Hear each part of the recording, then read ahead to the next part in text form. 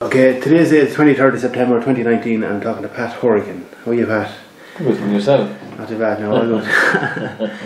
And you mind if we start off, like, I always like to start off, like, where you came from, was that thing, where you're born and your family history, if you don't, as much as you want to tell me, like. Yeah. Well, my dad came from off the cliff, Hill. There's three names, Dunbeggin, out there, North Longford, about 12 mile out the road on the shore of Lochgowna. You know that well, don't you? Yeah. There's a nice walkway up there behind the pitch there. Yeah. Derry Castle Woods, yeah. So all around that area, and then they were, his brother now, Tom, he two brothers, one in America at that time, but his grandfather actually built their home place, and one of the brothers went to Columbus, Ohio in America in the 1950s, I think, 60s, when he was there for 40 years before he came home, even once. When my father came into town, he worked for Mick Gaffney, you know the Gaffneys? No. Gaffney's had a bar and grocery where Exhibition is now. You know, the building? Yeah. And he served as a shop boy there, and then he eventually bought his own place, and we moved up to him right beside Condorcan's. You know where Condorcan's drapery is? The extension on that was our place. It was called the Bacon House. It was famous for bacon, doing fresh bacon, smoked bacon and all that, and croupings and pig's heads, and unusual, you know. But we had a good business there, and then we sold that. I was born there. I was actually born in Ballyman Street, Homeburg, and we moved down to Lower Main Street where it was called Anley Stores, right opposite the old post office. The building where Michael Butler's solicitors is now. Yeah. You know that arch within? Yeah, I met you last week and we were talking about this, like, it went way back, further than what I thought now. Oh, it did, sure. If you go up that archway beside Groke's solicitors and Butler's. Car park there now or something, isn't it? Yeah, it's huge. There was a huge yard there now, as far as back as you could see, right? But all along on one side it was all open sheds. And we had a stable there, and we had a piggery. Stable and a piggery, like. Yeah, for doing his own smoke. He used to smoke his own bacon. So, and then there was a meat store, and then there was a fuel store behind the house. There was 21 rooms in that house behind the shop. 21 rooms? 21 rooms, yeah. And then there was a gate then where, do you ever remember the old fruit market, or the ICA used to have it in Saturdays, in a shed at the end of that yard? No. It was the market, and for the ICA market or whatever. But behind that then there was a long garden, or a really long garden. I'm talking about the full length of up to the top of the road. Yeah. And on one side, on the left hand side, was the old gardens and derelict sheds belonged to what was called Groke's. It was the old gentleman's club. Do you ever hear of that? No. Where Groke's solicitors is now, that was the gentleman's club. You had to be a member. Yeah. They could drink there any time of the night, and they were probably playing pool and snooker over that. Come back and way back, even when I was only 8 or 9, 10. And all their gardens, and it was all wasteland. And we used to play with the best as kids, playing in the ground you could get in Longford. It'd be safe as well, like, you're behind, you're not near the street or anything. There was a wall of old sheds, and there was nothing in them. You were telling me, like, your own garden, like yeah, it was very long, but you had kind of section off for different things, like, wasn't it? The garden, it was food. This now. Who's that? It's very, very rare you see that. It's gone. But it was that's the main street, and that's where that's the gentleman's club. I just bring the camera over and have a And then the yard, the house and the shop was there, but then they went back. Then there was a yard there, and then there's a gate here, and that market I was telling you was there. That's the gentleman's club, and it'll be there. And then it was all their derelict buildings. We used to go up to our 12 off, and we nearly burnt ourselves up in it. How did you manage Just smoking. Oh, right. And this was all open here, but there was a meal shed there, and there was a stable there, and there was a piggery there. And then there was a huge big tree there, then we used to have a tree house, and then this this part of the gentleman's club continued on right down. And the next one to that then would be like Castles and Traps and the Davises, which Lyons pub is now, there. Yeah. And then the Eric Traps, they were all behind that. But that was all wasteland. Wow. And the flower, white flower that was up in the summer, Yeah. the old waste. We used to cut through them paths, and that was the length of up the top of the road, from there down. And we had a little path between the two, and then the mother had a lovely lawn and flower, the usual. Yeah. And all this area here then was all grown. Fruit, veg, or You used to grow strawberries there and tomatoes and onions, scallions, all that thing. And then there was a big drop, well, not a big drop, but from you got to here, there was about the size of the table drop down, and we used to have a gardener doing all the potatoes and cabbage. for yourselves. He did it for everybody, or just yourselves? No, for the house, for the shop. Yeah. Yeah. And then after that, then we're... We kept going. Yeah, we're running out of space now. This would be going down towards the end of Little Water Street. Yeah. Or towards the end of the houses there. You're providers now, you've gone beyond that now. Oh, way beyond it. Like, the field is providers car park now. You're the new premises. Yeah. And after that then, you go down the end of the water where all the other industrial places are, where we're down to the very end. You go down towards the river. Oh. And then you had Little Water Street here, down here. We used to go down to the end of that. And then there was all dialect buildings there, and then all that was wasteland as well. At the back, there was Cosgroves, there was Early's, Jimmy Early. Yeah, he used to do clothing. Yeah. And then you had Maguire's. He was a state solicitor. He died suddenly outside of Granard Court. I went to school with the son Paul. I haven't seen him since. And then you had the old soccer club, Longford Town Soccer Club. And then you had Mel Gillard's chip shop. And you had Fox's. Fox's now were a butcher's. Before that there was a pub in it. Yeah. And then you were then, as I said, there's little hairdressers there now, isn't there? Barbers. I think they're Polish. Polish girl, And then there was a big house there called Mora Rams's.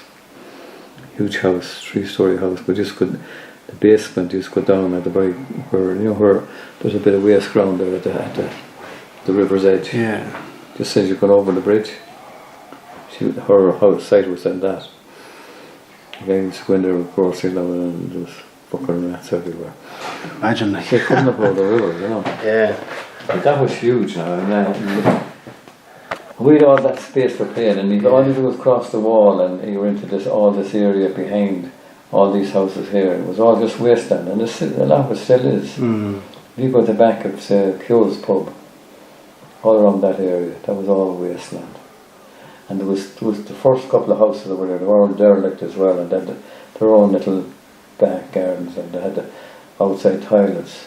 But Outside toilets, yeah. But it was total waste. We had the best, I'd say, playgrounds in the town, and any of them along that street, Lower Main Street. And did you ever see Longford Town playing there? Like, was it, No, that was their club. Their club? Yeah. No, when Longford Town were playing, first used to play above The Greyhound track, wasn't it? No? Greyhound track, yeah. And then I think they had wards as well, out one of the roads there. They played beside some of its field before they went there, I think it was. Yeah. no, that was their clubhouse. Yeah. Used to have bingo there and card nights and everything, and then they'd have their bingo raffle or their draws or whatever. Right, yeah. I was open there every Saturday night, every weekend. You'd be going down from our house here, you'd be going down to Mel Gillard's for chips. Yeah. Was it the first Chippers, was it? Well, it was one of the first, like they used to Mel himself, that'd be the... You ever go out to Longford Town much at all, no? Not much, I'll be honest with you, no. Anthony Gillard now, they had his son, and then Mel Jr. lives down the road there. He's married to Pauline Gillard. You have to see her up and down the town. She's hardly home, but she's back down again walking. But Anthony, I went to school with him he lives in Dublin. He was a cadet in the army, and he comes down to every match, every home match. Never misses a match. But he grew up beside him there, you know. Ah, right. And he'd go into Mel and he'd be out looking for chips. You could bring him into the cinema that time. You just cross the bridge and into the Odeon, the old Odeon. I was in all the Odeons. Yeah. And do you have any pictures of this as well, like, would you? Of the Odeon? Or of what you showed me there, the gardens and stuff, like, or anything? No. Or even the Odeon as well, like, yeah. No, I did something, I don't know whether I gave it, I must have given it to somebody. Because I did a painting of the old front of the, if you're in the leader office, you ever go into the leader office, you do? Not much now, to be honest, you know. Now you go in, do you know where the leader office is? You Yeah. Don't you, naturally. Just off the Dublin Road and then just turned in. When you go into the office, just turn around to your right on the wall, there's a small painting I did for the late Eugene McGee, and he was about that size. But I did it sitting in the car sitting outside where that, you'd be sitting nearly where, you know, Sean Dalton's auctioneers, you know where I'm talking about now? Yeah. That would be Mel Gillen's, that building. And I did a painting, I did a drawing and then I painted it with just a wash of watercolour. And it showed the old Bridge Street, the old buildings. And I put a big, the big sign, the advertising boards on the gable end. This would be on the riverside, you know, if you're going across the bridge, it'd be on your right hand side. And I just put them, Longford Leader, News, blah blah. There's something on it, you know. I don't know why that's why you bought, but it showed the bridge as it was then, and the old cinema, and the old cinema came out. It went in. Just imagine that's the bridge, and then you had the gable end of this thing here, and then you had the cinema here, and then it went in. It went in like that, you know, and on that they used to have the billboards for the cinema for the. For the next film. And the entrance was here, and then the river's here, as usual, going home. But you had this big thing on that, and had the old going round, and you could see the army barracks at the beginning of it, around the corner. I did it, but still, you go in and look at it and take a photograph of it. Man wouldn't mind now, you know, and that's as it looked then.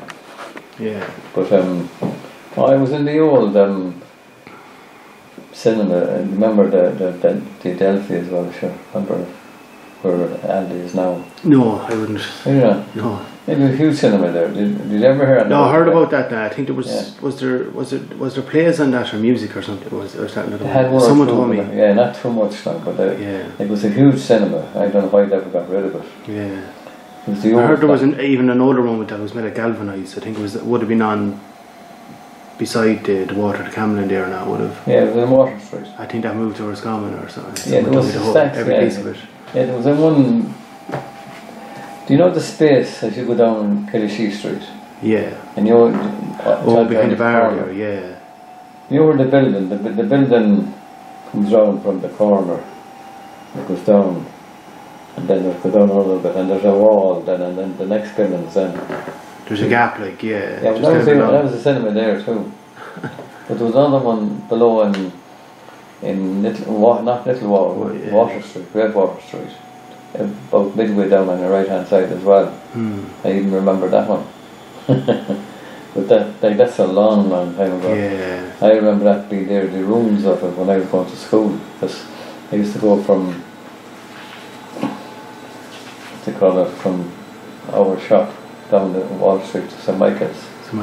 They'd be playing marbles the whole way down. Yeah. You wouldn't have far to go, like, that's not that far, like, you know. No, really, across the street then. And then there was two shops there where Fennan's is now, you know the computer clinic is? Yeah. Yeah, well there used to be, there was a man there, he had a second-hand clothes shop there. And then right beside him then was Mrs. Hackett, she used to have electrical and radios and records, and she'd be always playing with a speaker outside, like a bit like what Dennis was doing now and again. Yeah. Up in Geraldine Terraces or what we call it. So that would have been nice, like, to hear a bit of music, like.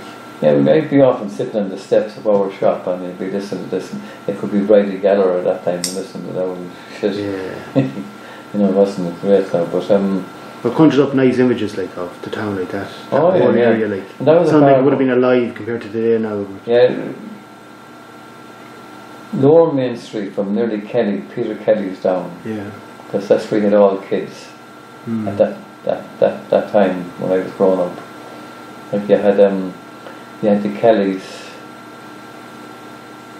I actually had the McEwans as well, because they were where Led was shop was where your man Peter Dolan has the shop now. Yeah, Dunn's. Yeah. No, not Dunn's. This is as you're going downtown, this is on your left hand at the Longford Arms courthouse side. Okay. Just think of Kelly's, and then above it then there was 2 doors up, there was a butcher's man, Butch Tracy, Butchers. Christine, he died fairly young enough now. And then you had the Ledwoods, and then you had Woodses. But before that, if you're talking about Peter Kelly now, I went to school with his brother Frank.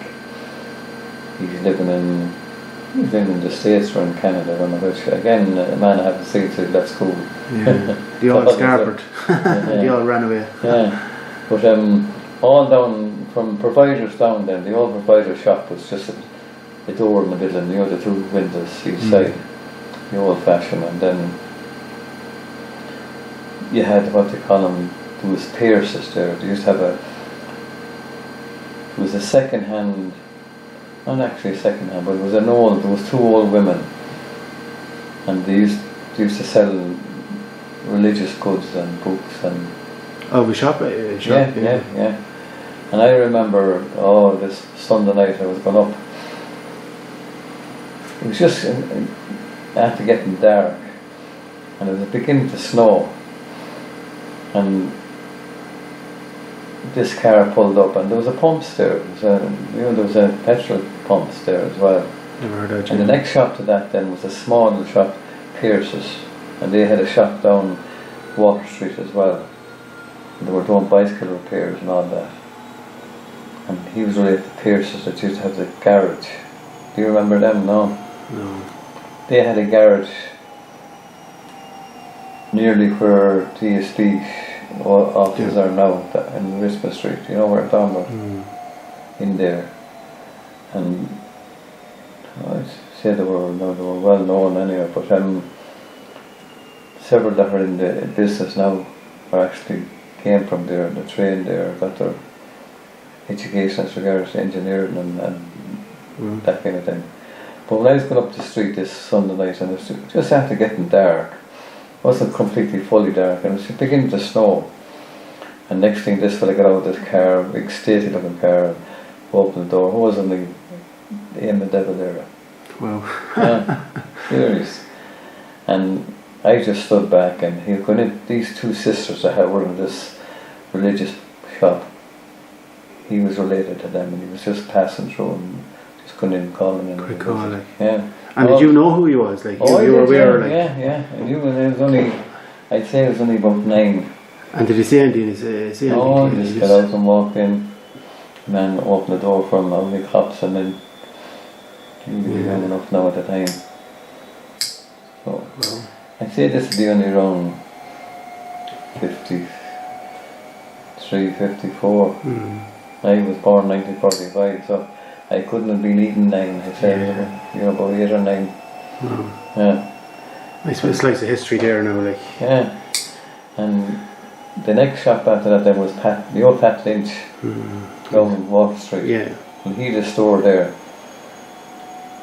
where the TSB bank is now. He had a big electrical and furniture store there. And we remember buying first washing machine there and what do you call it? A buggy, baby buggy. Wow. Yeah. And he was doing business. And then after that you had Connor's Butcher, which is where the Blooms flower shop is. Flowers, yeah. Next door to Eric Trapp. Yeah. Eric Trapp is the only one that's existing there from the time we were growing up, as regards my business. Wow. He's run the same business as father run there when we were growing up. Didn't know that now. 50, oh yeah. All the Trapps were there. They lived in that house. Yeah, Rita Trapp and then Kevin Trapp. You might see him going taxi. So the car that went up in fire, I think it was a Trapp, yeah. Was it his? Yeah, was it? yeah. And there was Michael Trapp and there was Austin Trapp. I think both of them went to England and then came home. I think Michael died in England. Yeah. He got I know a few young lads that play sports and different things like yeah, that. well they'd be their grandchildren maybe or someone, you know. Yeah. Yeah. I used to go to that shop like on the way to the cinema, picking up cinema prices, you know yourself, they could be way too high. You go in and grab a few sweets, put them in your pocket. Like. Yeah, well, the little shop across the road, directly from the cinema, you'd be again on that corner, you'd be gable in at that house. Yes, I could show you that bloody thing, it'd give you a better idea. There's a dose of flats there now, that was all knocked down. Block of flats there, on the way down. But that was an old building, and then there was Cures, the family Cures lived there. It'd be related to some of the Cures now to have that pub that's closed down. And one or two of them was an electrician, I think.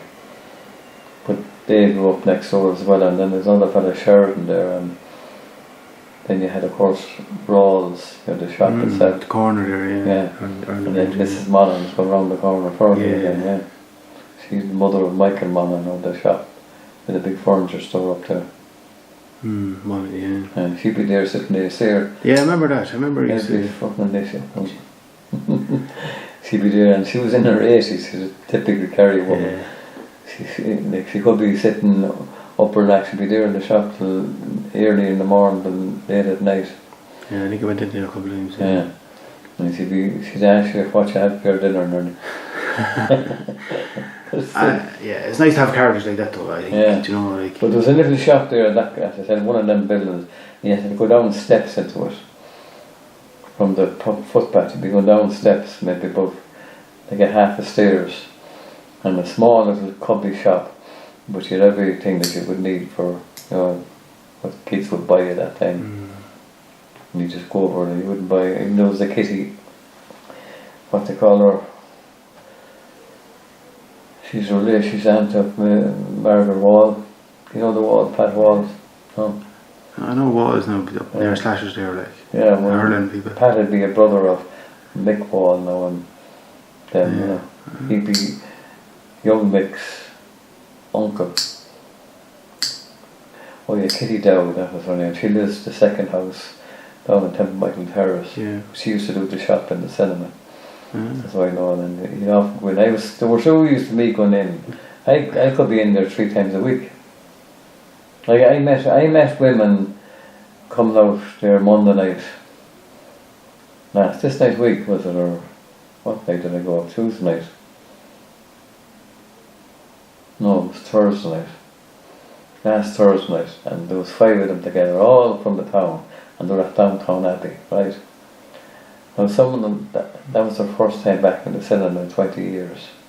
And I told them, in the last 2.5 weeks I was at the cinema, I saw 4 films. Yourself? Yeah. So you're a big movie guy, like? Oh, I'm saying, in the last 3 weeks I saw Once Upon a Time in Hollywood. I've seen that. Yeah, I like that. I thought it was a good film though. I liked it. I like the end of it, I don't like that kind of, it's very extreme violence. I thought the actual storyline was shit. Yeah. But the acting was very nostalgic. Yeah, your man Pitt now was very good and so was your man DiCaprio. DiCaprio, you know, but other than that, I thought that the storyline itself wouldn't interest. I think there's a lot of hidden messages in it about the director, about the whole of Hollywood now and the way it used to be, and I think it's kind of one of them kind of films he's just leaving his mark almost. Yeah. But after that I went to see Blinded by the Light, which is a fella that was inspired by Bruce Springsteen. Very good now, quite good. Then I went to see Fallen Angel. Again, it's a bit like them. What was that? It's something about thriller kind of thing, you know. Yeah, Butler, isn't it? Is this or something? Or yeah, but it's good enough, watchable. And then I went to see the other night, which was I enjoyed, very good. There was 3 boys and called The Good Boys. 3 school boys. I think see clips there. It looks funny, like a comic. Funny. Now this was a comedy, and like the language come out was some, but they didn't know what the meant half the time. It was this kind of innocence. Yeah. You know, they were talking about everything and anything. Yeah, I've seen clips. It looks kind of strong language, alright now. Like yeah. Like he was at the stealing. One of them was at the stealing a bottle of beer in the shop. And of course, some of the girls that were with them, you know, what's that? You know, what do you think it is? Me penis. It was kind of direct like that. Yeah. But it was the bottle of beer. Yeah. But like they were only 12-year-old, it was very funny. So you no particular theatre, you go just to see anything? I nearly go to most things. It's just you enjoyed the cinema, like you have that from an early age, like you still enjoy the... I used to go to the Delphi. I remember all of us being put out to the church on a Sunday night to go to the rosary devotions. And you'd be watching the time, and then to get out of it to go down to the cinema. There was no television in the town at that time. It was only entertainment almost. We had one of the first televisions in the town. Yeah. It was the black and white port, and even then it wasn't because we were rich. We weren't bad because we had business, but we had it for the pub. Yeah. It was only black and white. Yeah. But there was very few. I said about 10 in the whole of Longford. I said about 10 other televisions in the town at that time. Yeah. But you'd be rushing down to go. The old cinema Odeon, a fantastic stage, and you were looking right. It was very steep, from the very back right down to the front benches. The front benches, like it'd be like that. Sure, yeah. And this is your screen here, and there'd be flat, and there'd be benches here, and the rest was all steps, and there'd be an aisle here, an aisle in the middle, and an aisle on the side. You'd be right up to the very end, and you're up in the gauze. This is down the pits now, the benches. I heard that mentioned pits before, yeah. Yeah, but you rush down, and they'd be up, and there was that many at them. Be up at the stage. They'd be up to the very corner of the stage. It was the only really entertainment apart from music. There was there wasn't even bingo at the time, and every seat would be taken. So was it affordable? Like was it like fairly? Oh yes, we went there for maybe.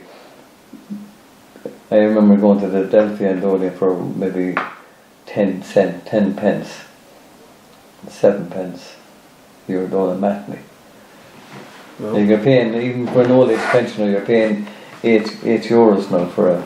Yeah. And what's more, there was always a double bill. Yeah. You know, you'd see 2 full films.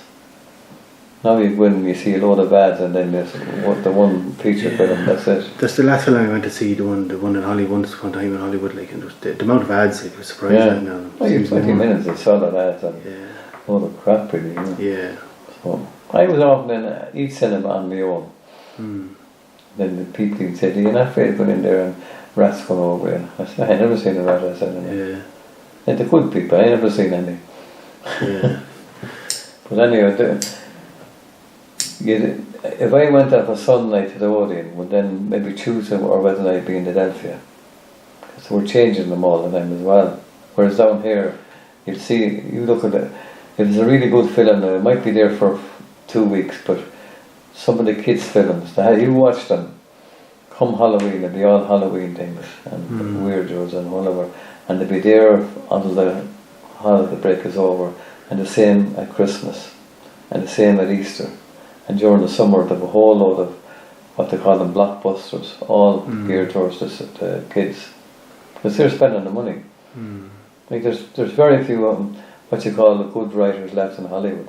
Yeah, there's not many. Yeah, there used to be one film. Now it's one every 2 years. Yeah, or something but like that. there's no money in it. If you write a good drama, none of the kids are interested in them anymore. No, they haven't the patience. That's why I watch an awful lot of foreign films. That's why I go up to Dublin to see films. I go to London to see films.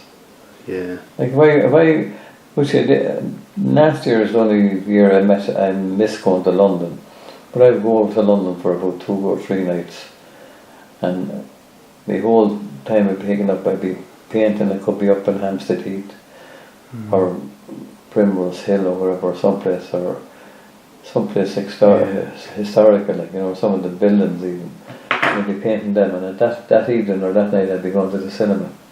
There was one day in London I went to see 6 films, one after the other.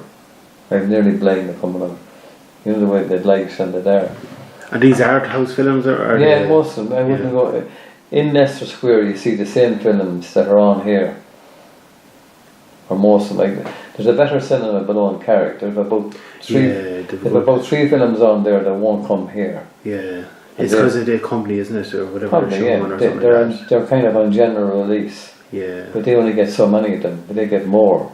They do, yeah, that's true. Yeah. And then I know a lot of people do go to Carrick actually. And then it's a fine cinema as well. The Plush, but and then there's ice cream and beer as well, I believe. Yeah, they have a film society on there every Thursday now as well. Where they used to have one here, but they said Eman Anderson's or that family, they had a big split here about a couple of years ago. Do you remember the cinema was closed for about 3 or 4 weeks? No, if you were going to the cinema, you'd know. So you thought there were people who were saying they must be closed. They had a big family split, and they took all the technical and equipment out, their screen, the sound equipment, the whole lot, all their cameras, everything, and they had to wait. They had them refurbished or replaced before they would open up again. That's about 3 years ago. And then, I do remember that actually. That's what I was curious. There was no mention of nothing. No, it was just family split. Allowed. Half of them, all very wealthy and the whole lot. Sure, they own a lot of the cinemas in Dublin, see. Yeah. And they own the screen. It's better when family comes involved with different things, like ownership and stuff. Is more. And then they had the screen. Do you remember the screen in Dublin? No. No. You go around, if you cross O'Connell Street Bridge and then you're going over the Westmoreland Street, and then just as you go around the corner, if you keep going around to your right, you go around by Trinity into Ames Street, into Nassa Street. You're facing Grafton Street. You know that area? Yeah. We just, instead of going that way, just turn to your left. It would bring you can't go into Pierce, you'd have to go down kind of a back street. That's where you have to go now. If I want to go to say Black Rock or out to Dunleary out that way, there's only 2 ways I can go, up by Bankett Street or by the canal, or this way and on. But the screen was in that corner, and again it had all international, big foreign films mostly, which were always good. Like some people use some people don't like reading the thing, but they're missing out so much. Yeah. It's tainted me now for the normal kind of film, like that's why I can't watch much of them. Yeah. Because I just switch off. No, that's why. If I was going to, as I said to you, if I was in London, I wouldn't be going to any of the ones in Leicester Square, where all the big cinemas are, and there are appearing companies there. Kind of. The best movie I've seen in the last few years now keeps sticks in my head. I could watch it time and time again. It's The Great Beauty, the Italian film. I don't know if you've ever seen it. The Great Beauty. See, again, I could have seen it, but it doesn't ring a bell with me. Yeah, it's about one kind of a middle-aged guy. He's getting to a point in his life where he's looking at life and questioning life and kind of stuff. And there's it's beautiful scenes in it. Like it's all shot in Italy, like in Rome. I go down to I'm in Dublin. Most I go to the Lighthouse. You ever in the Lighthouse? No. You know where Smithfield is? The old Smithfield. That's where I go to college. Up past the Smithfield Square. Yeah. The Lighthouse. There's a lighthouse in that, up in the top corner. There is in the middle. There's a couple of restaurants. There's a brewery on the other side, like, and then there's that. Yeah. I know it. It's up there. It's called the Lion, but then they get normal films as well, but then they do get the odd one thrown in that would be club. It's club. For club members only, like. No, it's just club. Oh. So you'd probably see it in the Curzon or maybe in the IFI in Up Temple Bar, you know. Ever in there? No, but that rings a bell, the Curzon. It's a film make company as well, isn't it? And they're in London now as well. French or something. I go to 3 or 4 of their cinemas in around central London and the West End as well. You'd want to know where they are, just look at them. There's a place there near Temple Bar. There's kind of a DVD shop. I do buy a lot of the foreign kind of films there. Yeah. It's there's a cinema I think in it as well. I think it's behind the gallery of photography. And before you come to the gallery of photography, you come down a little laneway. Like there's. I know what you're talking about, alright. Yeah. No, in Were you ever in there by itself? No. That's beside the gallery photography, isn't it? I think. Yeah, if you're walking, down Temple Bar. do you know Parliament Street? You do. Yeah. You know, if you're crossing up the quays, you go over Cable Street Bridge, and once you go over, then you're crossing over the other side of the quays, and that's Parliament Street, and Dublin Castle is facing right in front of you. You can see it. The first turning in to the left, that'll bring you to Temple Bar, and then keep walking along there, and then just turn right, and it's about 3/4 ways up there. You go this way, you're going on to the quays again. That's just going on. That photography picture, Tom, I think is on the corner here or something. It is, yeah. Yeah. And that's to the right, it steps up to it, like. You go up there, Yeah. and it's just about 3/4 ways up on your right, and they have a shop selling all the type of film that you'd be interested in. Before you go down into the cinema, they have about 3 or 4 cinemas, and it shows you what's showing and what's coming.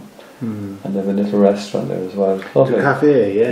Yeah. If you keep on up there, then that'll bring you into Dame Street. Yeah.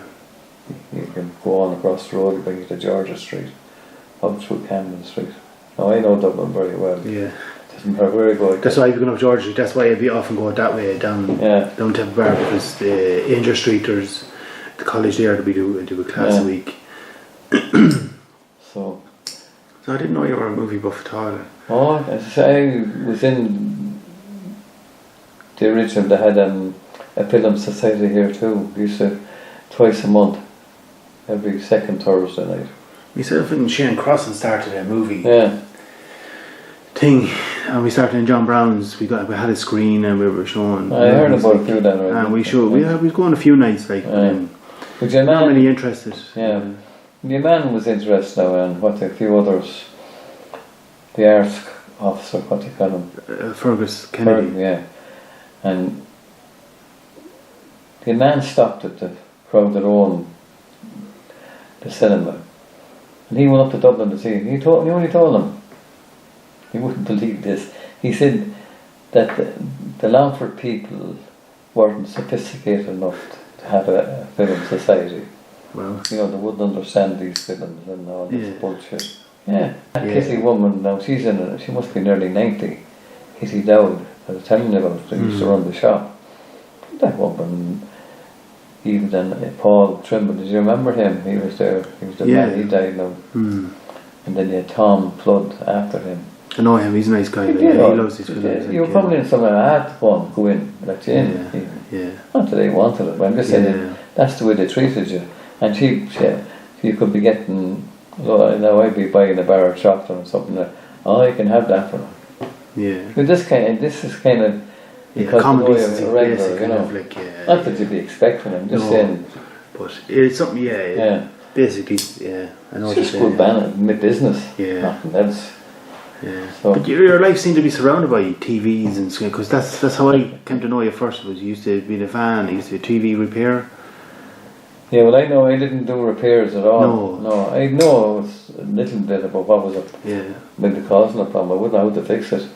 So what you were in TV? That's what you were doing. I used to sell them. Sell them. Yeah. Sell them. And used to do rentals down in Carrick. That was a big thing, wasn't it? Rentals. Yeah. That's what a lot of people did. Like years ago, sure. Until everybody was renting, even people that could afford it. Yeah. So I remember growing collecting people. This is laughable.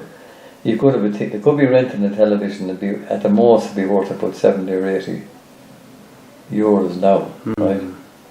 Should be paying every week for it. If you add it all up, you'd probably be paying thousands.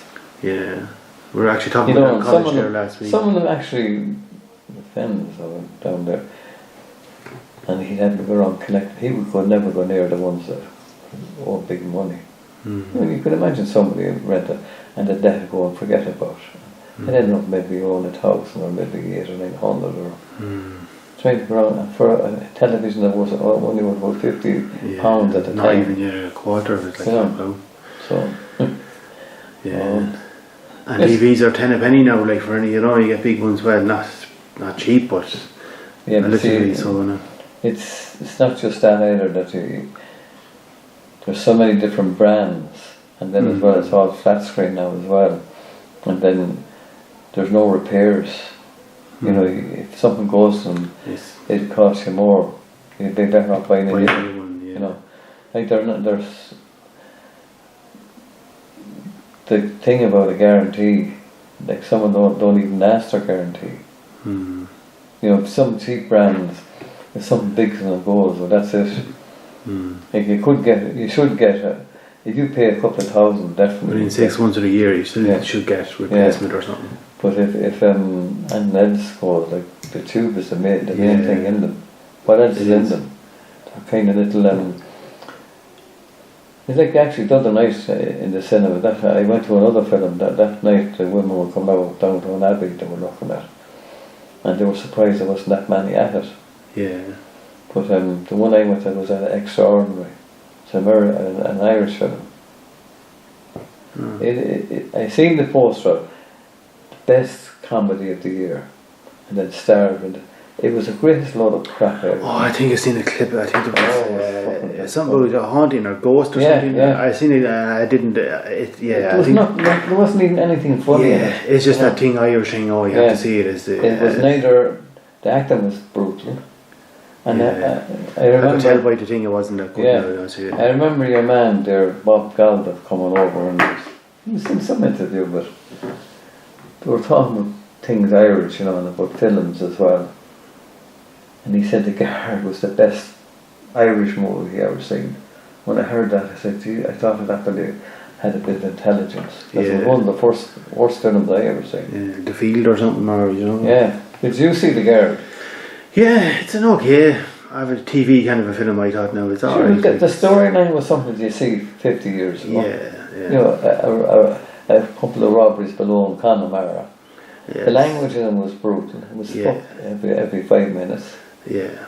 They were trying to be too cool and hip. Like, the only one that was any good in it was your man Gleeson. The rest was pure rubbish. So. Yeah, a bit gimmicky, like it was. Yeah, it wasn't. Oh no, it's watchable, but I wouldn't rate it now. Oh, there's loads of what they call it. That film.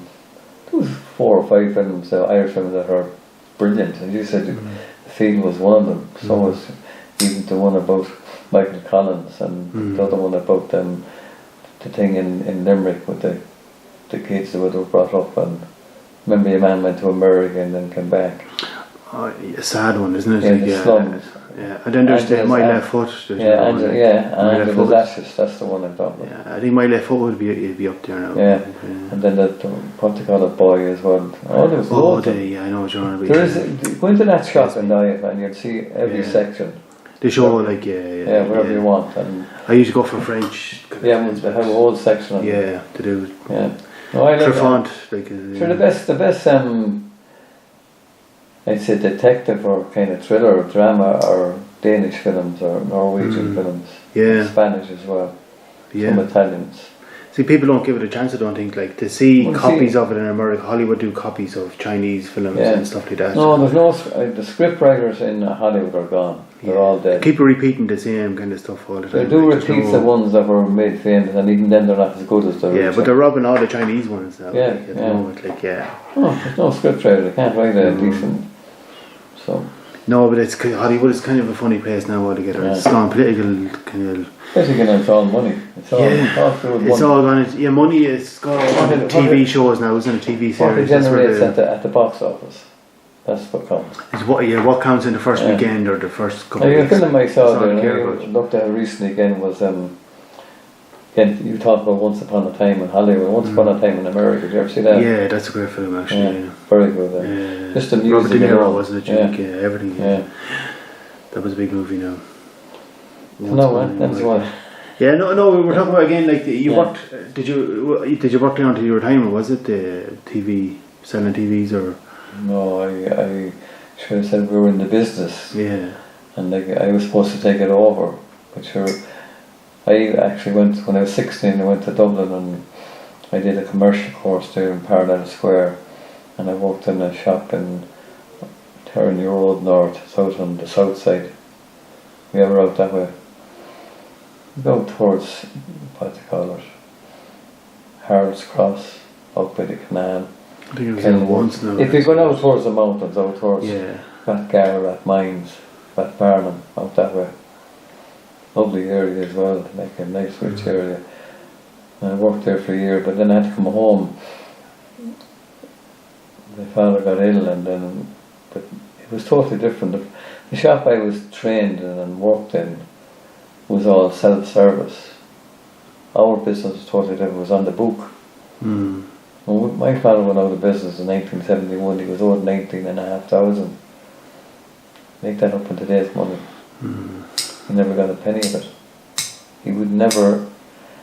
Would you believe, when I worked in DSP rental, retail, again there had a shop down where everybody said Aldi as well, went down that corner.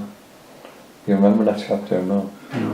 Big story as well, and I worked there after I left the Bennans and Carrigan Shannon, the old Irish house they used to call McDermott's. It was a sign up for the Irish house. That's how a lot of people knew it. But when I was in there was people coming in to me telling me that my father fed half a Longford. And the man would have been around 28, 29 years dead at the time.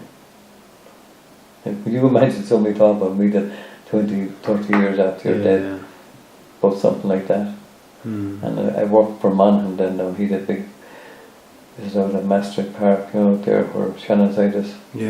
In there, he spent an awful lot of money converting that place into a massive shop. He had everything in it, everything, and I mean the best of everything. Like ever in the shop up where the furniture store is now, where he has in Earth Street. Yeah, that's fairly big now. It's all very luxury stuff. Everything is set out then the way you'd nearly like to see it. He did well now. He made the car park kind of affordable compared to the town itself. I don't know how he keeps going because it's a massive place to keep. I think the car park has helped an awful lot. Like everybody, you know, it's great value. Like but I think it helps. Same in there. People come in telling me about my dad eating half a Longford. He would. I remember as a kid anyway. People coming in and they wouldn't have the money. He said, "She'll pay me next week," but they wouldn't pay him next week. And they'd be put on the book, and then they might pay you 2 weeks running and then miss a week, or maybe give you half of it. All this mounted up. And one time there was over 20 staff working for us. Well. Yeah. And as I said, we had a gardener below. So we had 2 shops. We had the Lower Main Street Anry stores, and we had what Keller's is now. You know Keller's? And there was a pub there, it was called the Western Bar. And the reason he there was somebody talking about that on Facebook the other day, or had something up about. There was, you know, the way they used to come up in the old Volkswagen vans, remember them? And they used to come up every weekend, Fridays and Saturdays on their way to England to do 3 or 6 months in Scotland, picking potatoes maybe, or something in London, maybe on the buildings or something.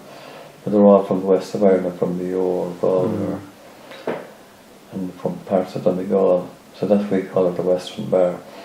But there was great the one thing about I remember with the bar, because I did a lot of the bar, the characters.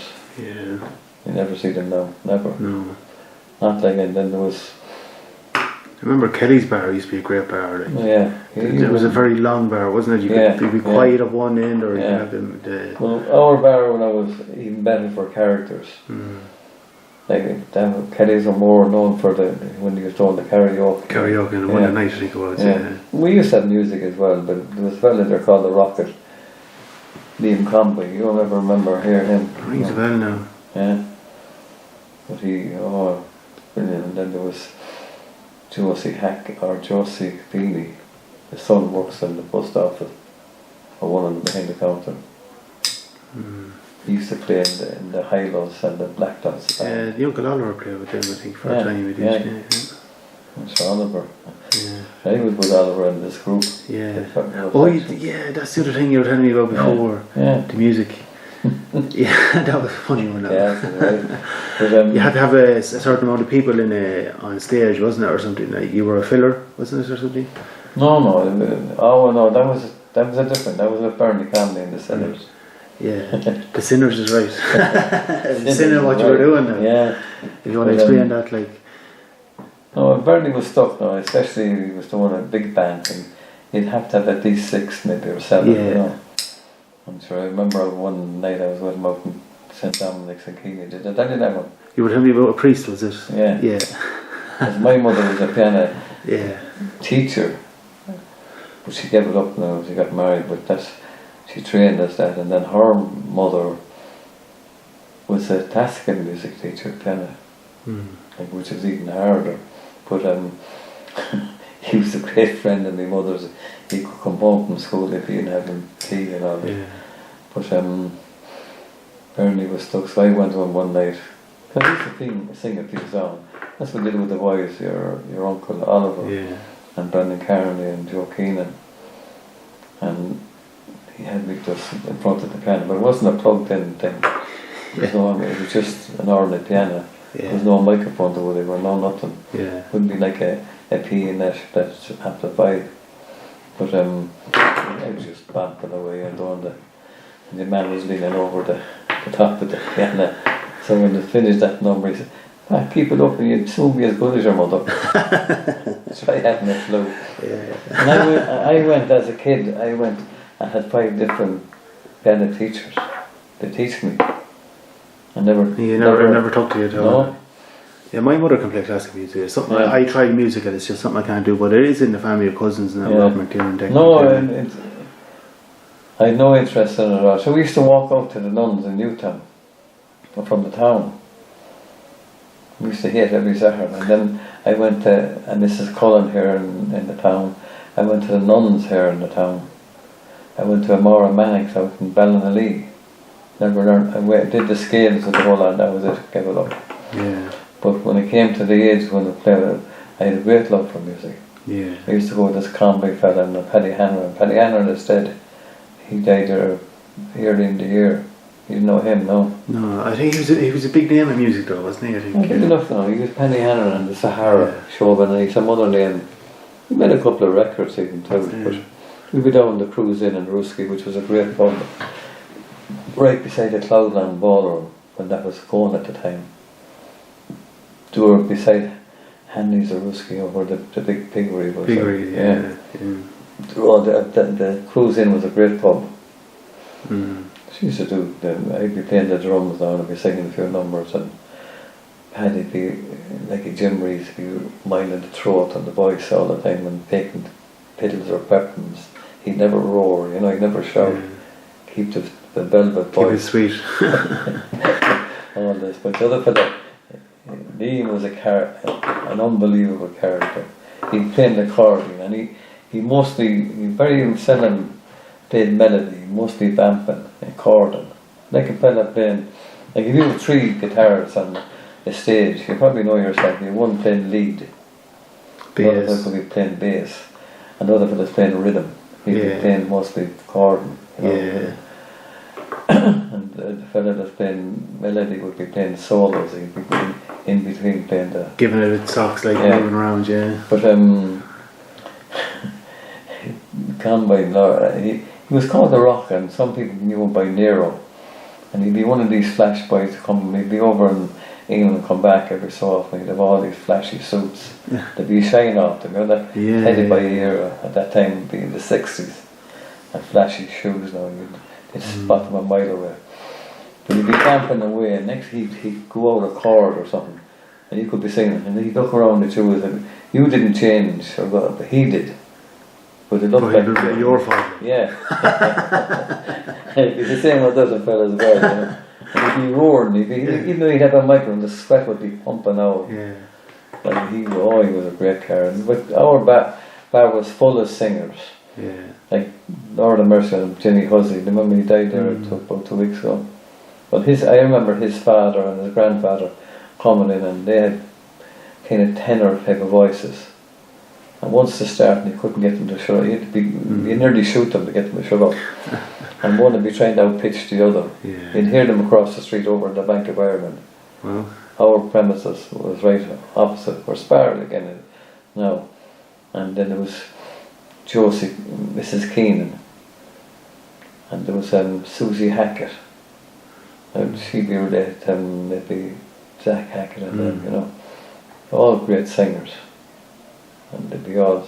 did anybody record them? Like, I wonder, like... I don't know. Again, it's a pity I hadn't... There was... What went on in that pub was unbelievable. I often said that you can make a full series of TV programs. Yeah. Can it be lost in a myth now? Do you know what I mean? Like, yeah, God, they're all dead. Yeah. There was an old fella there, he fought in the First World War. And he used to live down that lane. You know, there was houses down that lane. The Raspberry Alley or what? No, Raspberry Alley is the next one. Yeah. Up. This one we used to be called Holmes's Yard. Where would they have a fucking thing? You had a thing. I'd have to search it for it now, where would it be? But if you've seen it, it shows that he lived in one of them, and there was a Dowd man then that lived. There was a Burns's next door where Keller's is now as well. You don't remember that? Actually, it was a small little front, a real old-fashioned front of a bar. Again, it was comical to look at it. Yeah. Have you seen it? And I had we just had a, and there was the old top, and then he had a little door here, and the windows, and then all the windows were like this, and there was old things in the windows, you know, these old little advertisement boards. They were stuck in it for years, but were nearly gone, discoloured, with that long on the windows. Yeah. And what he used to do was, he was born himself, and his sister used to live, the houses at the back in that lane of them old houses. And he's running, somebody went in, the young fellas used to go in for a crack. Again, anytime he was stuck, that he'd run out to us, give me half dozen, quick, give me half dozen. Maybe beer or Guinness, you know. He'd run out and he'd buy something, he could serve it. He did nothing in the bar, even though he had a licence. And it was as old, it wasn't even light electricity in it. Oh. And the house was around up the alley at the back. I often went in there, and his table was a chest. The old chest had a tea in years ago, and a board across it, and a few things, milk and sugar and a bit of bread on top of it. And I went in one Saturday morning, and he rashed out, his sister was at the dying in the chair. And it was the Church of Ireland that owned the premises. He didn't own it, he was only living there. But this gas thing running out, he'd run in the back door to our place, he'd come to the side of the bar, give me a half dozen, quick. And the two boys in just annoying him, you know. Yeah. He'd have to serve them. And did he say much about the war, like, or did you hear? No, he was down. No. The man used to live further down, about quarterways down this old house thing. Yeah. And he'd be telling, but he never had any teeth in him. He'd be sitting there, and then every woman would come in. I wouldn't mind a bit of that. And he was late 80s. Yeah, he was about 88 or 89, you know. Still full of charm. Yeah. And this has gone back, like maybe in the early 60s. So like he was in nearly 90 at that time. Well, he was a gas man again. You know. I'm sure you did see a few characters, like. But like, I was always into the drawing. I used to draw them, some of the characters coming in with a marker, which is hard done. You know, if you draw it with a pencil, it's very. If you draw something with a pencil, actually, you can get a rubber and rub it out, or you can change it. Yeah. But with a marker, you can't change it. It's full stop. There's no. And I had them all around the top of the bar. There's a rogues. We used to call it the Rogues Gallery. And then I had done one of Johnny Kitty. You don't remember him either. No, have you any of these left? Have you got? No, I don't. Some of them must have took them all. I haven't one of them. Not one of them. So people themselves would have took them, is it? Yeah, or something? yeah. When we closed up, either someone took them or were gone, whatever. But this one was a really good one. It was done with pencil actually. You know, for a cap. And he always had it down in the. He's a big kind of a nose, and then he's definitely a character, and he always had a second bit of a cigarette in his mouth, and he always had this. Yeah, you could do them again out of memory, would you not? Like, no. But he always had a bit of a old scratchy beard, dirty beard. But I did a portrait looking at him front ways, and he saw it, and somebody took it out of our bar and put it in provider's window, the shop outside where the new premises now, on the corner of Main Street, Richmond Street. And he said, who gave you permission? He called it a photo, put my photo in that. I said, I didn't. Somebody took it. I said, I don't know where it went. And then I spotted it one day in provider's window. So he said, I'm going to sue you about it. It was, yeah. So about a couple of days after, he came into the bar, give me a half a Guinness, a glass of Guinness, Now we're quits. It was easy enough suing me, so half a Guinness. He wouldn't even take a pint. Yeah. So a pint would kill him. He always had a big old long overcoat on, winter or summer, driving the cattle up Water Street and down Little Water Street, down to the fields down at the end for Mrs. Hackett. And you remember the Hackett fellow used to have a straw hat? You ever seen him around? Maybe around in your time. Yeah. He I recall now. He's dead too now, but he lived in them houses that are below. And as you go down, there's a pub there, Smith's Pub. It's closed. Oh yeah. And then the rest the rest. Liam Fennan owns the rest. Did you know that? No.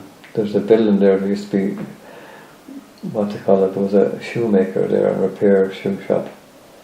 But it never looked like a shop, and it was in flats. I don't know whether he was anywhere staying. There's a few pole of people staying there, and then the next place is all blocked up. Yeah. And then there's a bit of a gateway. And then them houses, then they're nearly derelict now. That was Hackett's. Yeah. She used to keep a few boarders there. I think it was Christine Mullen, I think, was one of the last ones to stay there. And your man, this Hackett with the straw hat. Then after that, then there was a little restaurant, Carol's restaurant, lovely restaurant. He was a Frenchman. Oh, I heard about this guy, I think. Yeah. He was in the World War, like. Yeah, he was a pilot. Yeah, he helped some movies, one of the big movies. That's with Roger experience. Carroll. Yeah, someone told me. He was married to a woman from Ballinamok. After the war, he came over here. So he used to come into our bar every day. Bertie Connolly was telling me about that, actually, yeah. He used to come into our bar every day. He'd always ask for a Powers whiskey and a bottle of Phoenix beer. And of course, one day I know he'd say no other, Jameson, didn't matter, any other type, Paddy's, no. He only wanted Powers. But I had some Jameson in a Powers bottle, because I knew he was going to be in it. I had none, and but never know the difference. And he said he could tell the difference. He knew, like. Yeah, but he didn't. He didn't. He said he could tell the difference. Yeah. Yeah, he sounded like a character before. Yeah, well, they were, and then we had all the post office crowd. There was all good dart throwers in there as well. And as a kid, I'm not boasting myself, I used to be able to beat them all. And I was left-handed. And these were the best dart throwers in the town. They even had a team, and they were nearly the best pub team in the town at that time as well. I used to come in after school and mostly beat them. My father said to me, "So you stop beating the customers. They won't come in." True. And that's telling you that, just that was so funny. Yeah. And they used to call me the frog, because I used to leap over the line. You know, where the line you have to stand from throwing the dart. It was kind of a quirky kind of thing you did. You'd just jumping, but you'd be probably slightly jumping over it a bit, I mean, you've done a few drawings here. That's how I know you. Like lately, like I see you different exhibitions and stuff. Like painting. That's how a lot of people probably know you now. Yeah. Like where did that come from, or is that family, or is it just something you picked up? You always drawing, or? Yeah, when I was I'd say about 7 or yeah, I entered the car Tesco art thing. It's the thing it's all over Ireland thing. And I won a prize in it. So again, lots of kids win prizes in it, but I didn't win any more. Yeah. I never entered it again. But I used to, we always went on holidays down to Galway, down to Connemara. So I got interested in painting down there. Once I went down to Connemara. It was the scenery that inspired you. Yeah, you yeah, thought, yeah. I want to capture that. Definitely the west of Ireland, you know. Yeah. So I always did the painting from that then. I'd be painting, as I said, I had a few paper clippings. Again, they were doing things, especially the Irish in the pen. They were travelling around, they do different things with different characters around the country. Not just like in Longford, it could be anywhere. And they did one of me then, the artistic barman, I think. I had a few of them, and I was drawing one of this customer, this Josephine, and then a photograph of that in it, and then about me and him, you know. And then there was one or two more after that I did as well. But it was, the leader did a few on me as well, down through the years. Then You like the kind of pastoral kind of work, like, isn't it? Like the scenic. You do a lot of the camera in here as well, isn't it? oh yeah, sure, I painted the camera, Yeah. the Camden downstream, upstream, everywhere, every angle you could think of. Like in the winter, the summer, in the snow, everything, you know. I did a whole series of Camden in the snow. Yeah. I guess a lot of them were in Dublin now as well. So I had paintings in Russia, and I had paintings all over North Carolina. How did the Russia come about? Like how? When I got my first job at Bernie Mass Television, was again a television company. We worked here for about a year and a half, and I got promoted and I moved to Cavan, and I ran the shop there. But they hated it. I knew then they were going into liquidation. This area man kept telling me, he said, "You won't be in a job too long," and I said, "Neither will you." I used to say to him, you know, he didn't like it, yeah. But he was a bit of a. Yeah. He bought all the old televisions in the place, a couple of hundred of them, and like they were worth. He bought them for £2.50 each. It was £50 at the time, and he tell me, if somebody's terminated, you sell them one of my sets, you know. Of course I would, alright. I'd sell them for 80, I'd give him a tenner maybe. Yeah, serious, because I knew I'm going to be out of work. Yeah. And he was only doing, sure, they were coming from other branches taking stuff out of the stock. If I went around collecting, there was loads of people that had signed up for, we'll just say, getting a TV and maybe a washing machine or a cooker and maybe a record player or something, but never paid for it. So you go around collect, who am I giving this money to? Is it you? Yeah. The liquidator? So it was a bit of a free for all, everybody's and under they wouldn't pay you. Wouldn't pay you. Yeah. Anyway, that was but when I was there then, when they did go into liquidate, I was out of work for about a year. And before I got a job then in Handons, that's why I know Dublin so well. I used to go up to Handons. I was like a spare man in the stores. And if they were stuck for anything in a hurry, they had a lorry driver that used to go for stuff, but he'd be going up for a whole load of stuff. If they were stuck for 5 or 6 things, they'd send me up to Dublin. And so I got to know the whole city, all around north, south and anywhere. But before I went into that then, I was out in Lyons, Dundra. Do you remember out there? No, I thought you were going to the one here in town. Like, No. Then Lyons had a tannery out there with the I think skins. your cousin might work there, Yeah, and he had me painting all the sheds. But you were all the flags, you go over that hump bridge. And there's another hump bridge into the village. You've gone by the village, Dundra. You go over the hump bridge. Now again, that's another place I've painted more times. Is the harbour, the harbour, the boats, again from both sides, up or down as well. And when I was finished there, then he used to have buyers coming over from Russia, and he used to give them some of my paintings as gifts. That's how we got them. Wasn't that they bought them off me, but he used to give them as gifts to these buyers. Well, that was kind of a prestige, kind of a gift, like, you know Yeah, what I mean? yeah. He'd buy them off me, but he was buying them for feckle on, you know. Wasn't making me rich anyway.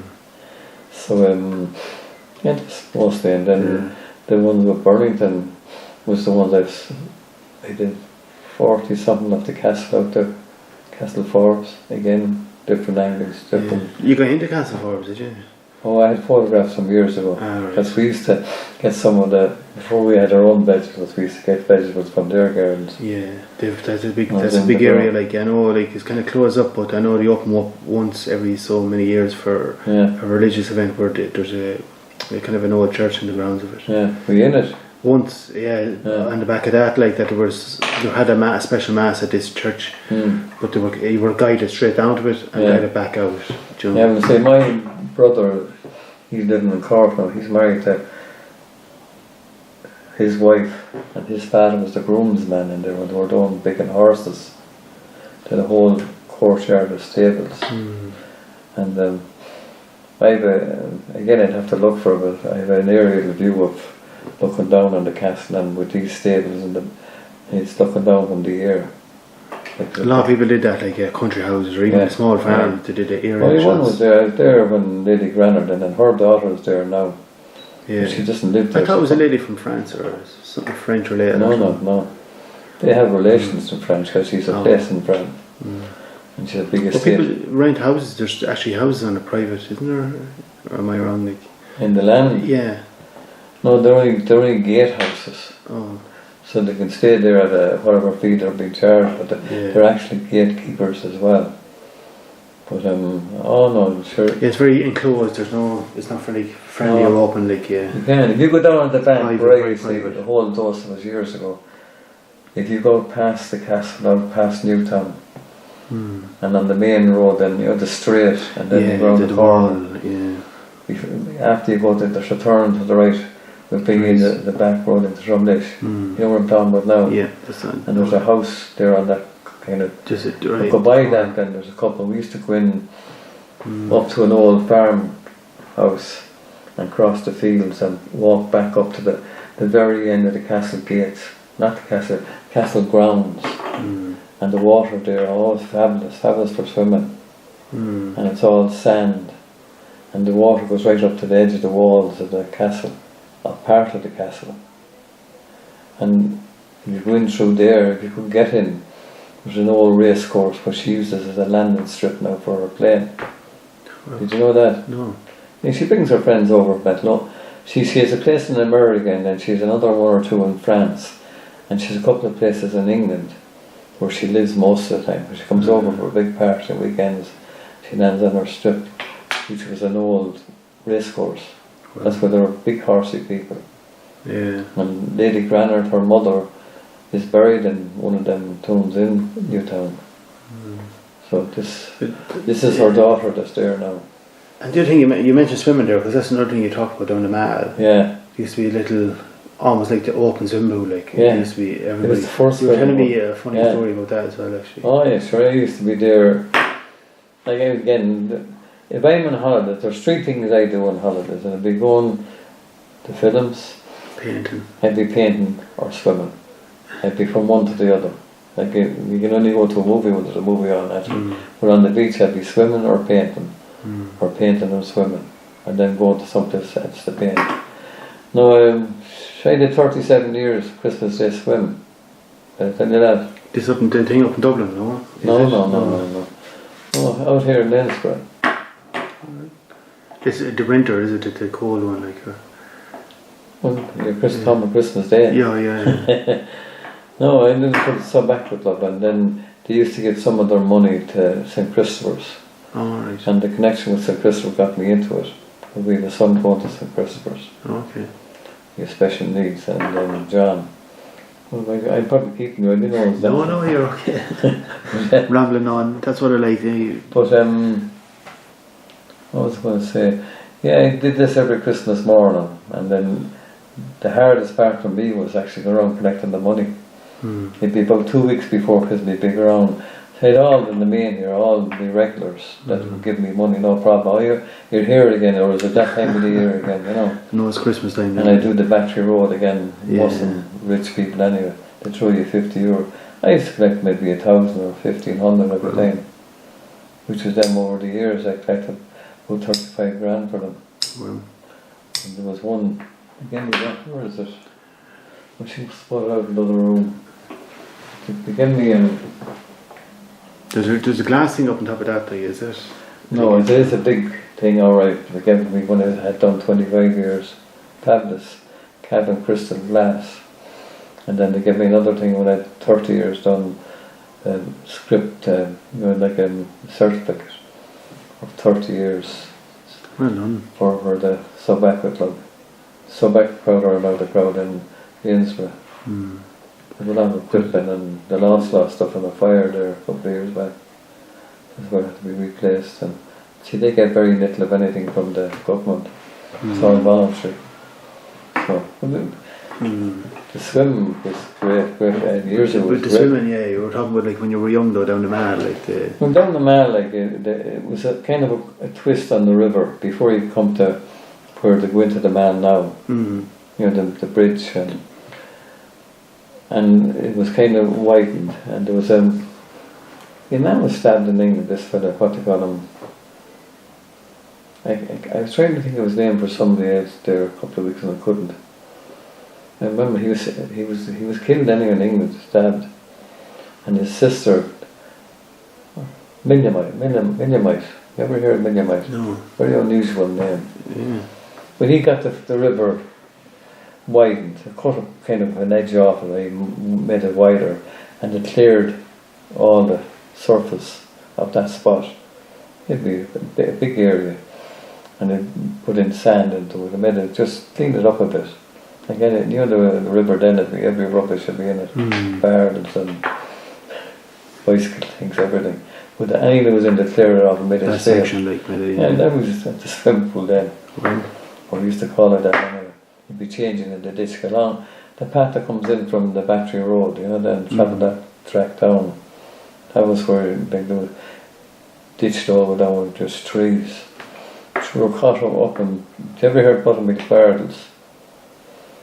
No. You could go in, you heard the big roundabouts out the road there. Yeah. Or McGrath's. There's a laneway up there opposite that. It brings you down to what we call Buttermilk Gardens. We used to swim up there, but that was like it was so narrow. The bit of water would be probably like the width of the bloody table. The rest would be all weeds, and then there'd be cows in it even. And we were swimming with nothing, and we were only about 8 or 9. Yeah. There was one girl, I can't even think who the girl was, and there was about 9 fellas. And we're all on, but no tops, nothing. Skinny dipping. But this woman would come over with a brush and she tried to run us. We had to run off with no clothes. Yeah. She said the heathens and pagans, I don't know what she called them. But we had to go back eventually for our clothes. Not because she can see it, she'd probably have taken them. Yeah. So you'd have to run and hide and then go back. See, you could come up near then at the end, you know where the end of the Mall is, if you go into that corner, there's kind of a broken bridge. Did you ever see that? You did? Broken bridges into well, you the keep school going there. by that up the fields, you'll come up to Buttermilk Farrells anyway. Follow the river up as far as there. We used to go up that way too. And then you used to swim in the canal, of course, you know, the first canal bridge out there as you go beyond the slashers. Yeah, I think I remember doing that myself. We used to make little... Yeah. Well, anywhere there was, right? Yeah. I would swim anywhere at that time because I learned how to swim and show when I was 5. So I learned in the sea, but that fell out. Little small man from Galway. He'd have you out, and regardless of what weather it was. Didn't matter. The good thing, I think every child should know it. Oh, Like, it all stand to you, like, I think, at some point. Oh, I never got a cert, but I did the life saving in the pool, but I missed the closing there or something. I never got a certificate. But I've done the certificate anyway. Yeah.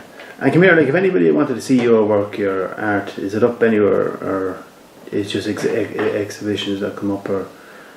I only did a few, you know. I did shared a few exhibitions down in Carrick and One in Crucial Birmingham. here as well, wasn't it? Here a few times, down up on the backstage. Yeah. In the library. Then 2 Albert Reynolds and Bertie Ahern's 2 paintings belonged to me as well, given by the council. And then one was given by the Fianna Fáil party here to Bertie Ahern when he was coming visiting here. Probably because I remember that show. Oh, right. We say nothing about that now. Yeah. But there's 1 or 2 in the cathedral, in the presbytery. I did it from Chapel Street. Okay. At the back of the church. The back side of the church, which would show the steeple anyway. I'm sure that's a spot anybody could go in and have a look if just... Well, if you went in the door you wouldn't see it, you'd have to go around the corner and it's kind of facing you. I didn't even know, I hadn't seen it for years, and I was in there one day and I just spotted it, and I couldn't even remember it there. And then I did one for the Board of Works below in Carrick, and then two of the banks down there bought paintings on me. I don't know what they did. And then in Mal, the TSB bank, the first manager when they opened it, bought one of me as well for the bank. He went to Galway and he went back to Cork. I think he bought it with him. It was an old one up to Camden as well, off the old mill. There's a mill down there. Do you remember that? Well, I don't remember that, but I know there's the wheel there. Yeah. I did a stride and made a mess of that. So And have you took pictures or drawings of it, like when it was a bit more about it, like? Yeah, again, I've I have to start looking. Yeah. Because I only started in the last couple of years taking photographs of my paintings. Some of them, I hadn't. I can show you some of them now. I'd like to see them, yeah. Not the photograph, I'll just show you some of the pictures. Yeah. I'm keeping you too long, am I? No. I'll have to go now. Lock down, yeah. I've done that from every angle you could think of as well. Almost looks like a picture, like. It almost looks like a photograph, like. Oh yeah.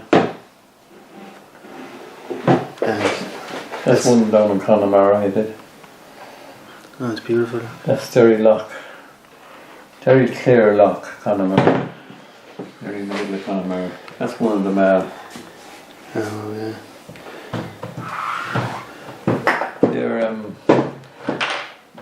They're acrylic on canvas, and that's an oil on canvas.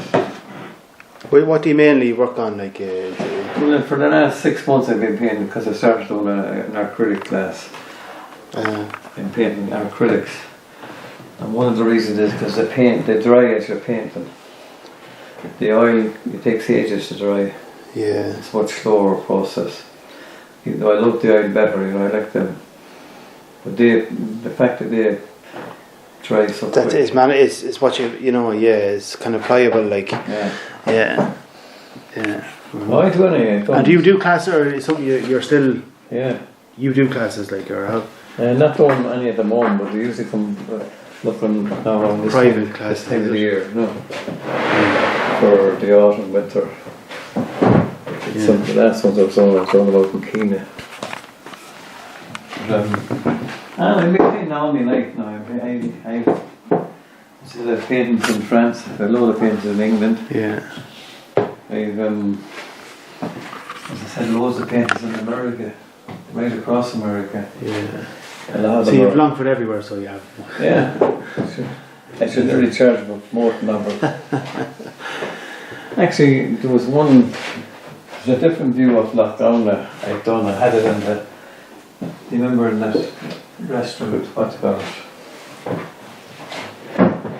It's closed now up in Ballyman Street. It's where where the White House used to be. Yeah. What the hell is it called?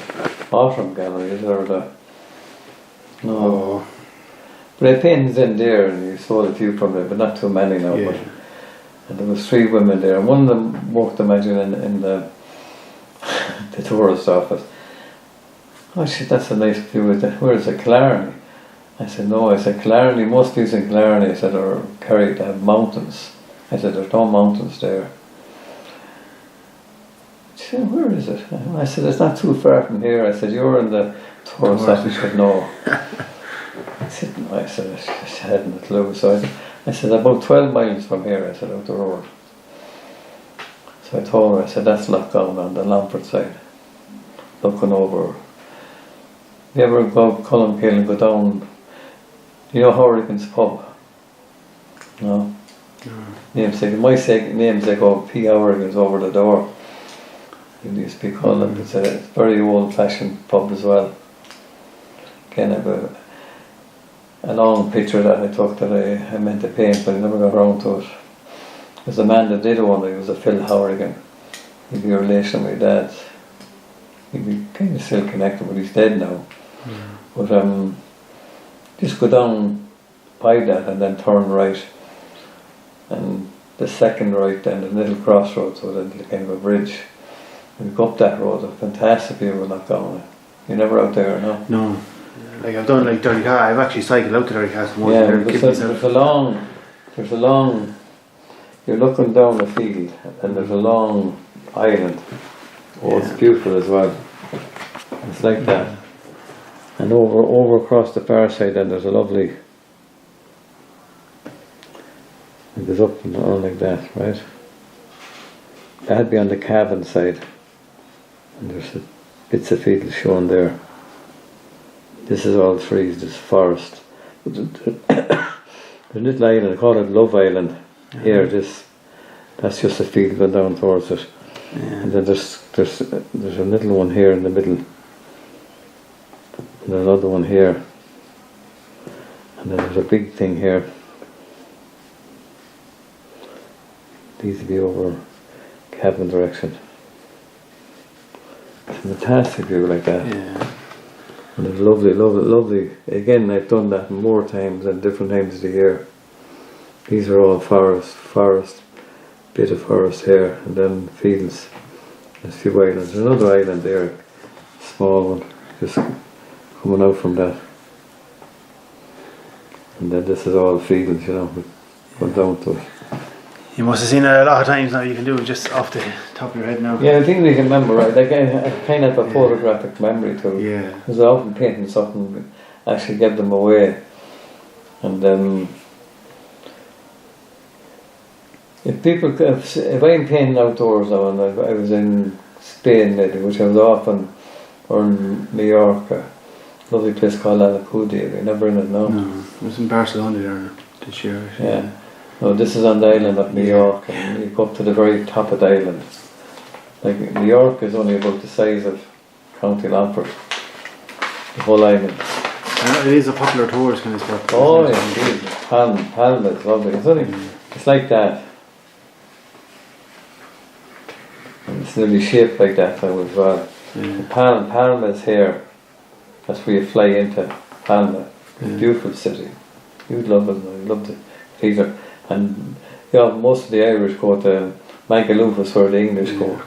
And around the corner there's Santa Panza. So it's all fucking mad.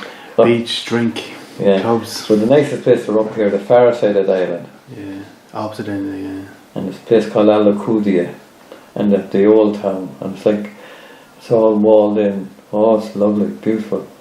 And I'd be painting now because it's all pedestrianised. There's no traffic allowed into it. You just walk around the streets, little narrow streets. And there's another place I went to with Collar Miller, and then there's Porto Cristo where the Caves of Drac is. You're never in New York at all, were you? No, I'm Mallorca now. Oh, you should go. Only 2.5 hours from here. Yeah. But beautiful island, absolutely beautiful. The place over here I painted a few times called Villa de Massa, and it's only about 20 minutes on the bus from Palma itself. It's over on this western coast. Like all the nice beaches are all along here. Some of them very expensive down here. But this village is fantastic. And it's stuck you want to be a tour guide for Mallorca now. It's stuck in between the two lovely mountains, and you see the sea just peeping in a bit. And you remember that fella? He was in prison for years. He killed the wife. They owned a hotel called Suller Hotel just up a bit from there. And it's very harrowing to get into it. There's a train that goes through the island from Palma and out here. That's the only way to it up to about 2 years ago. Now they build a motorway to do it. But he killed the wife, but then had a house in South Dublin. He made it look like a robbery, but he killed her with an iron and knocked her over the head. And she was into films. It was most of their wealth was her money. She was involved in some Bond films. Or things she did where was the script. French, was it? Was she French? Or No. She was Irish. But he killed her and he did time, but he got off. He's only out in the last 2 or 3 years. What the hell was his name? He's living in England. I imagine when he was coming out, he was going to have a house bought in Court Head. And nobody would talk to him. And he just couldn't bear it. So he went over to live with his sister then in the south of England. He lived in Surrey or someplace. He's a prick. Yeah, you can say that. Yeah. But that village, the Villa de Massa. Yeah, it sounds beautiful now. Yeah, it's all kind of especially that one you're on with the pedestrian, like I can almost see the little houses and stuff like, or yeah. stuff like, yeah. I think the one I just showed you one of them upstairs. Yeah. This is all not part of it. Yeah, very picturesque, isn't it? Like beautiful. Yeah, I love these is the bright and then the shadows. That's in Ibiza, the old Ibiza town. Have you ever been in Ibiza? No, funny enough, no.